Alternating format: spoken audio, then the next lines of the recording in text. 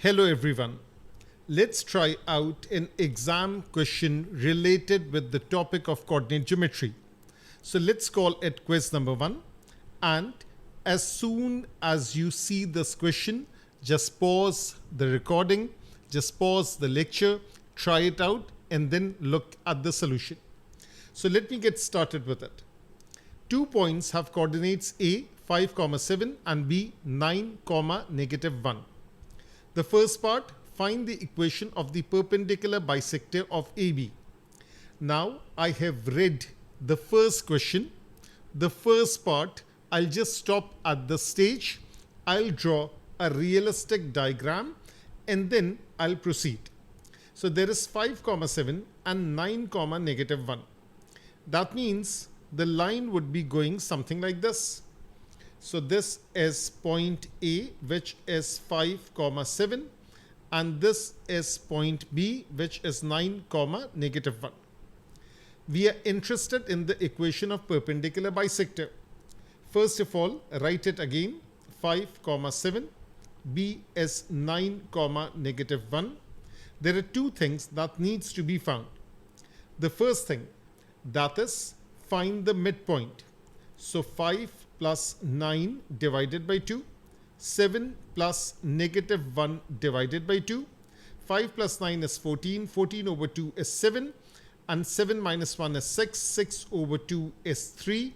So the coordinates of the midpoint is M, and that is 7, 3.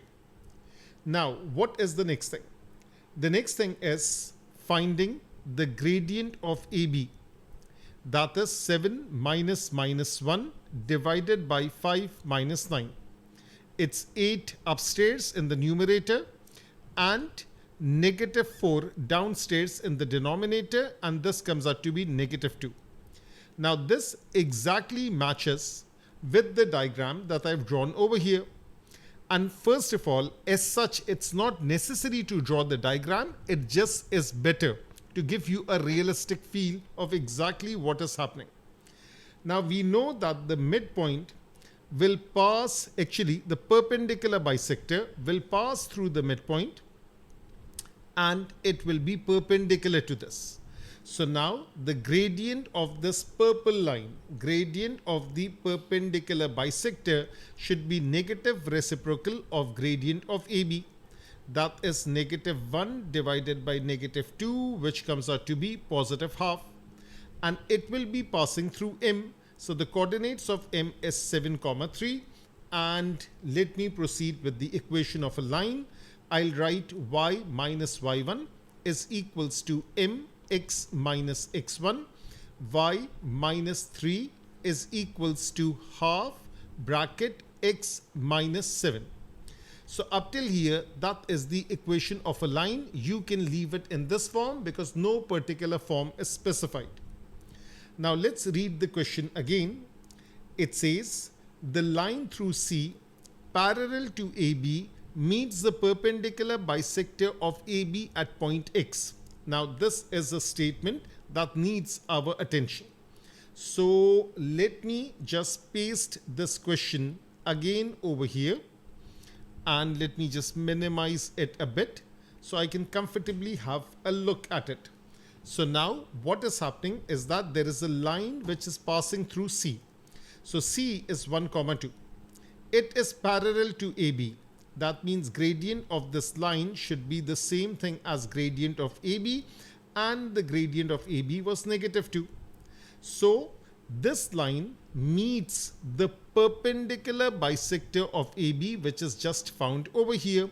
And what is the point of intersection? That is X. So let me go upstairs and let me simplify this out. So therefore 2y minus 6, I'm cross multiplying with 2. That is equals to x minus 7. And 2y is equals to x minus 7 plus 6, which can be written as 2y equals to x minus 1. Leave it in this form. So now this line over here, the orange line, y minus y1 is equals to mx minus x1. This is y minus 2 equals to -2x minus 1. Y minus 2 is -2x plus 2. And again, let's simplify it. So y is equals to negative 2x plus 2 plus 2, which is positive 4. So this is the line through the point C. And this line is meeting this line, the perpendicular bisector. I think I've just given it a shock. That perpendicular bisector is this one. And that's right over here, 2y equals to x minus 1. 2y equals to x minus 1. This is the perpendicular bisector. Now, what's the strategy? In order to find the point of intersection, and what is the name of the point of intersection? That is x. And we are looking for the coordinates of point of intersection. So we solve it simultaneously, two linear equations in two unknown, and that is what we are solving for. So 2y is x minus 1, y is equals to negative 2x plus 4. So therefore 2 bracket negative 2x plus 4 equals to x minus 1. Negative 4x, positive 8, x minus 1, negative 4x, negative x is equals to negative 8, negative 1. Now, be very confident about your working. Yes, mistakes do happen, but be a little bit vigilant. Negative 5x is negative 9. The negative cancels out. X comes out to be 9 over 5, which can be written as one whole number, 4 over 5, which can also be written as 1.8 because this is an exact decimal. So yes, decimals can be used provided they are exact. Otherwise, the fractions are supreme. Whether you write it in the improper format, that is perfectly acceptable, or you write it as a mixed number with a quotient, a remainder, a divisor format, and both are perfectly acceptable. So now that's the value of x. What's the value of y? Y is negative 2x plus 4. So now we have y equals to negative 2x plus 4. That is negative 2 into x is 9 over 5 plus 4. That is negative 18 over 5 plus 4. I can write 4 as 20 over 5 so that it has the same denominator. Negative 18 over 5 plus 20 over 5, that comes out to be 2 over 5. That is the corresponding y coordinate. So we have 9 over 5. So this is the coordinate of x. That is 9 over 5 is the x coordinate.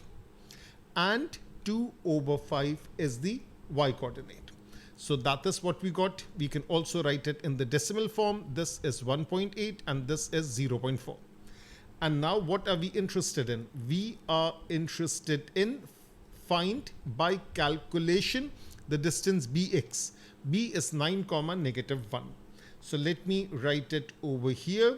So b is 9 comma negative 1, and we are interested in finding the length of the line segment bx, the distance from b till x. So that is the distance formula, 1.8 minus 9 whole square.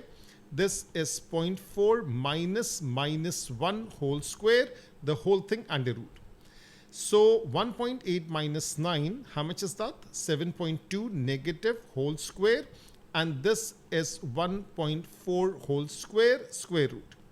So now when I use a calculator and I take the square root, so therefore the magnitude of bx comes out to be 7.33, correct to 3 significant figures. So that is how we have solved this particular question. Now look at the marks. There are 3 marks for the first part, 5 marks for the second part, and this video up till now is approximately 9 minutes. That means with all the explanation, if I can do an 8-mark question in 9 minutes, that means you can easily try it out in the number of marks that is equals to the number of minutes allotted. So our target is number of marks should equal to number of minutes, and if you are able to achieve this, that means you will achieve your A star. Till the next video, take care.